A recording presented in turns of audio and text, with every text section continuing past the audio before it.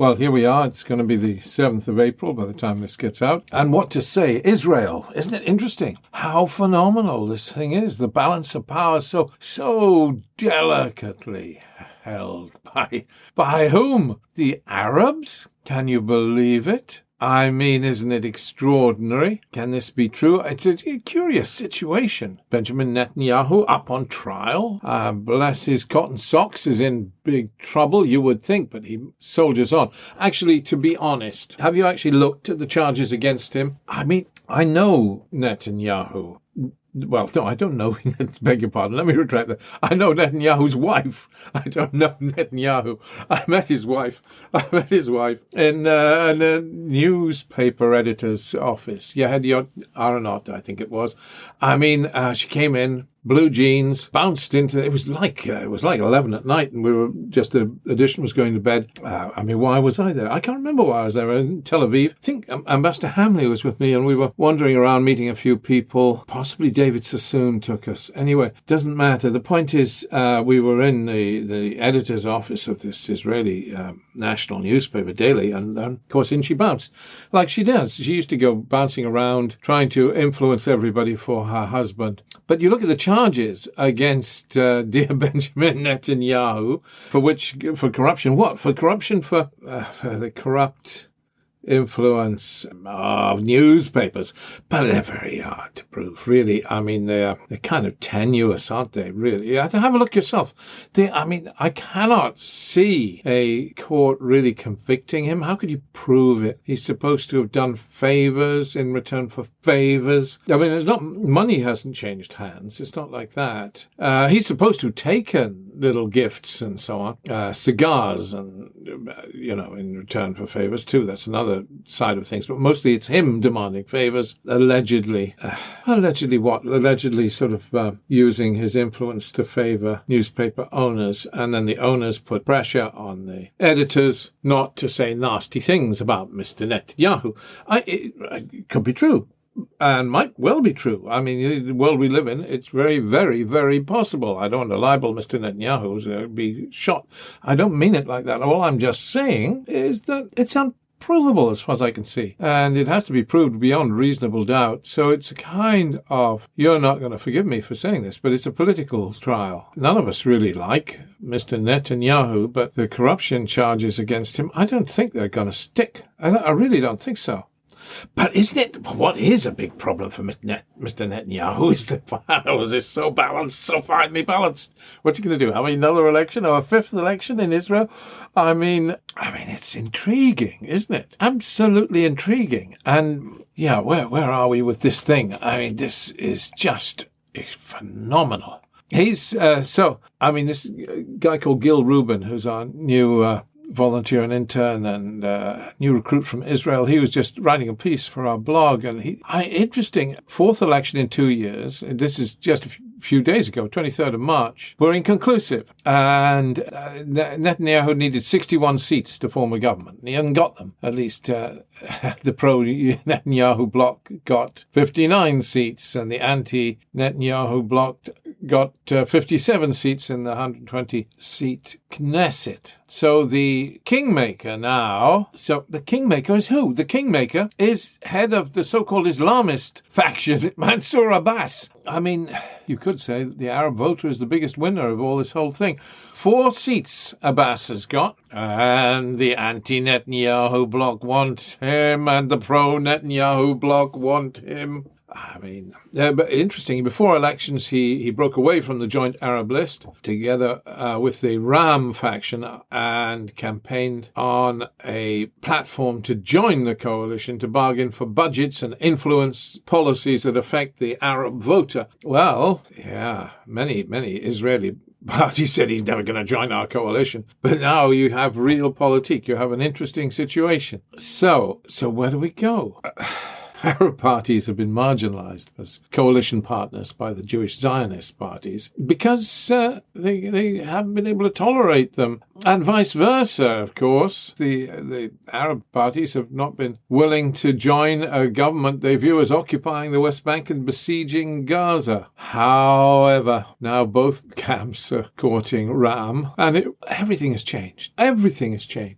Fascinating. The Arabs hold the balance of power. Okay, well, maybe you view that as the good news. What's the bad news? Well, the bad news is that Israel's Knesset has moved to the right politically, with some real extremists being elected. I mean, real extremists. Some nasty, I'm sorry, but some nasty people that you really would not want to know.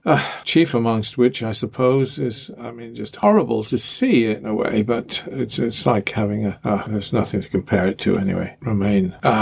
Anyway. You've got Itamar Ben-Gvir elected. Itamar Ben-Gvir, you know who this guy is? Look him up on the internet. The point is, he's a follower of Rabbi Meir Kahane. Meir Kahane is dead now, of course, but that's what he is. Now I have personal reason to really, years ago, one of the things that involved us in the Middle East, we had two things that involved us in the Middle East. One was a Yemeni sultan who got exiled, and that was our first brush with the Middle East. But our second brush with the Middle East, we had a little printing work. So I'm just talking about my family history. We had a little printing work down in South Wales, and it had the most beautiful printing press. It had been I used to print the Daily Mirror, I think, and then it had been moved down to Cardiff during the Second World War to print the Western Mail. And at the end of when the bombing got bad during the war, they moved it out to Estalavera, where we had the South Wales Voice, or the South Wales Voice bought it, I don't know, but we had it, and this was the local paper my father had bought. We printed from this massive machine. We called it Blodwyn.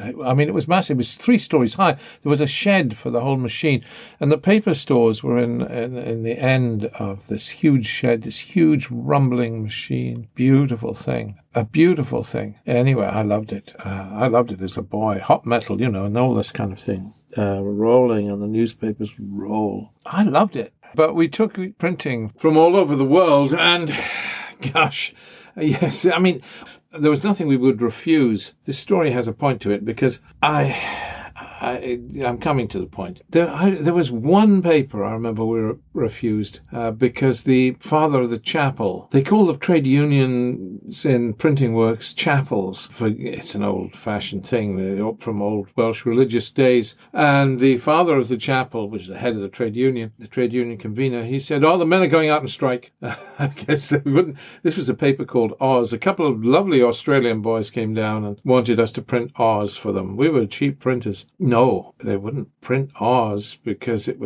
had swear words in it. A lot of them, to be honest. But they would print anything else. We printed Draigor, which was the Welsh Labour Party paper. Was it, or the Welsh Nationalist? I think the Red Dragon. No, that was the Welsh Labour Party. Well, anyway, we printed all these kind of political publications, and along came one group run by a lady called Vada Hart Nabki, and she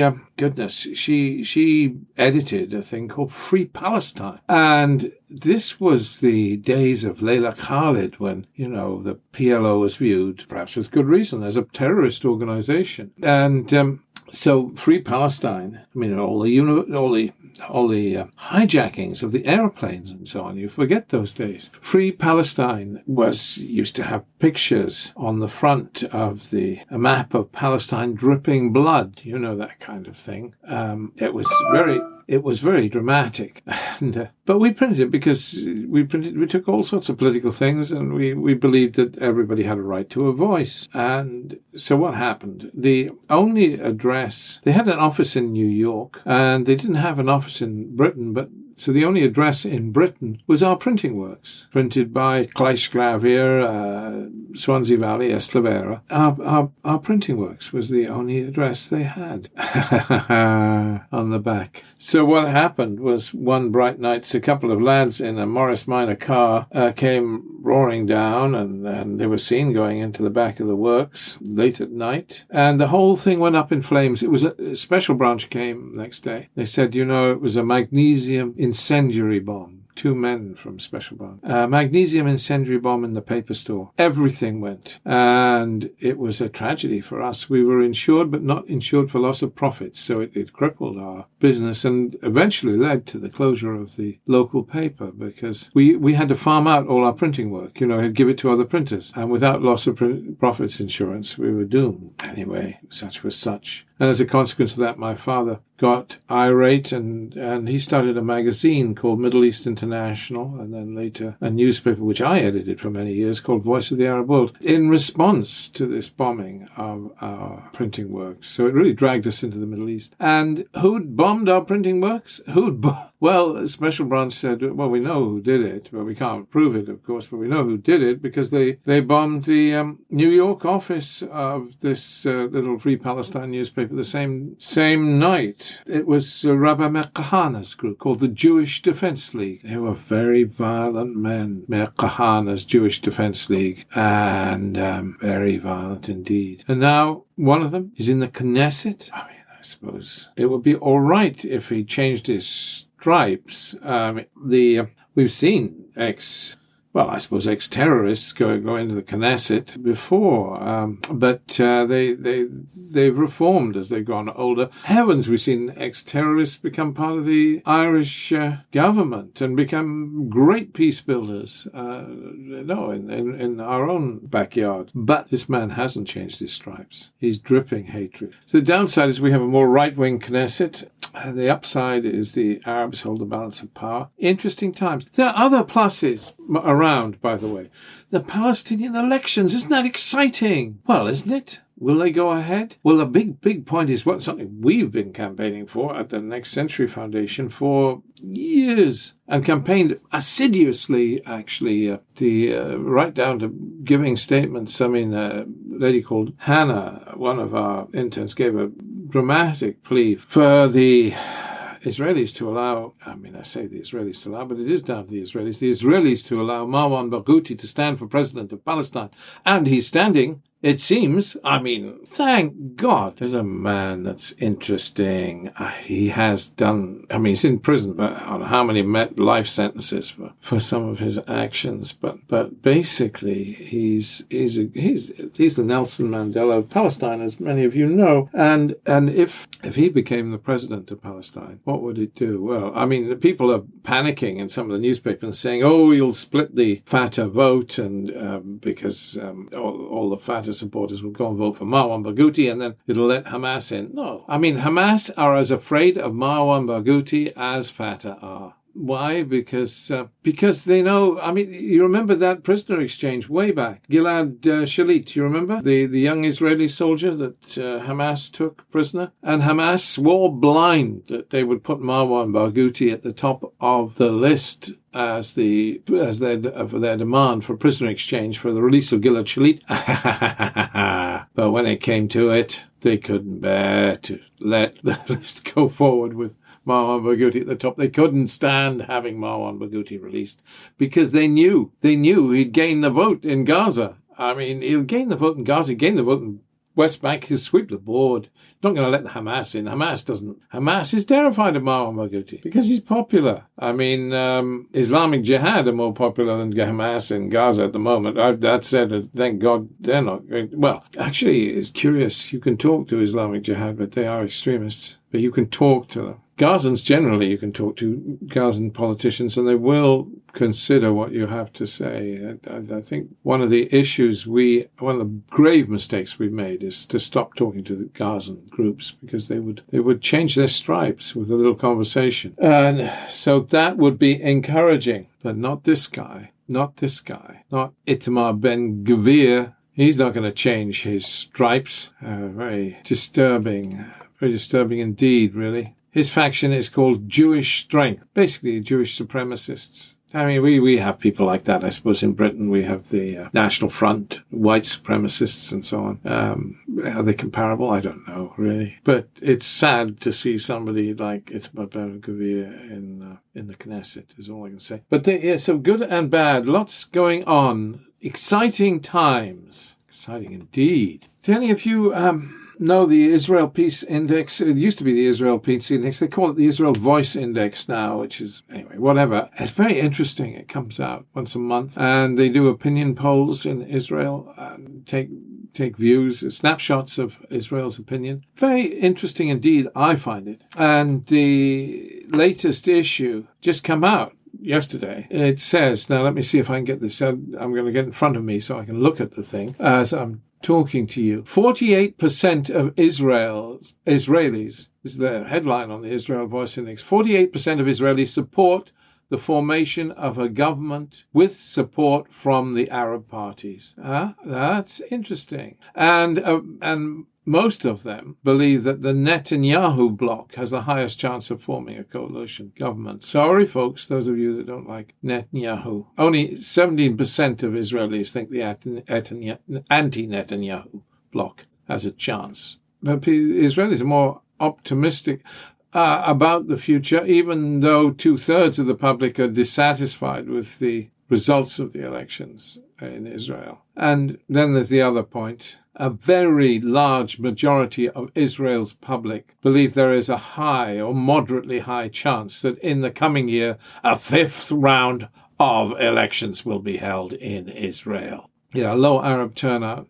I wish it wasn't, but it has been. It continues to be. The Arab voters say they're angry over Israel's failure to deal with problems in Arab society with regard to violence and violent crime and the economy.